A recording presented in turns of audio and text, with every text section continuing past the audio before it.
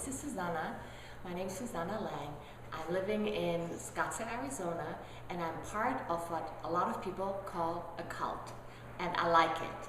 And it is People Unlimited. It is a community where people came together, or coming together, and are continuously coming together to create a life where every single member, every single person experiences no death. Since death, actually, most people say death is completely inevitable and you have to die, like you have to pay taxes. Actually, people think they are more inevitable than paying taxes because lots of people get their way around paying taxes. So I feel differently. I feel that the human body doesn't have to die, and so we are coming together to actually boost each other for a living and for something that hasn't been seen on the world yet, and to do something.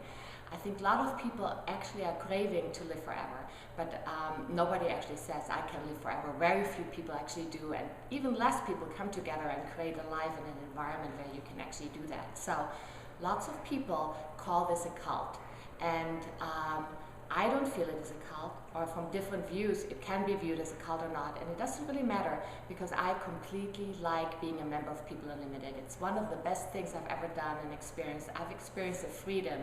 Everything that usually people hate about cults, I've experienced the opposite by being a member in the last 22 years. So I met the current leaders, or the current owners of the company People Unlimited, Bernadine and Jim Stroll. I met them in Munich, Germany in 1989.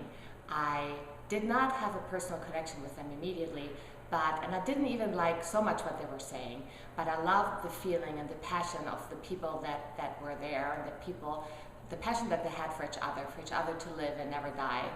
And it took me a while. It took me about a year to even get close to actually Bernadine and Jim, and at that time Charles Brown. Charles Brown is still around with People Unlimited, but he's currently not the company owner of the company. So all three of them then afterwards have grown closer to me. So close that I actually decided 5 years later to move to the United States. That's where I'm living now. I'm living in the United States, being a member of People Unlimited, and loving it actually more every single time. We meet Mondays and Fridays, and we completely interact. We create a community together, and every member actually is part of creating this community, where we don't see death for each other. We don't see death mostly for ourselves. So the world out there sees death.